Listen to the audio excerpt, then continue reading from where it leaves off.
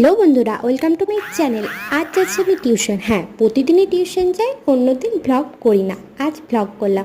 এই প্রকৃতির দৃশ্য দেখতে দেখতে আমার টিউশন যেতে কিন্তু দারুণ লাগে। আজ আমি আর বৈশাখী এসেছি, আরও দুজন আমাদের আসেনি। আর এই হাইওয়েটা তো সবাই চিনবে, রঘুনাথপুরের হাইওয়ে। এই হাইওয়েটা দেখতে দেখতে উফ কি ফিল। যাই হোক, চলে এসেছি এখানে আমরা স্যারের বাড়ি। আর কেন দেখাইছে নিজেকে আমি বুঝতে পারলাম না। এই যে গাইস, আমরা এখানে পড়ি। এত সুন্দর স্যারের এই জায়গাটা, না পরিবেশটা কিন্তু দারুণ।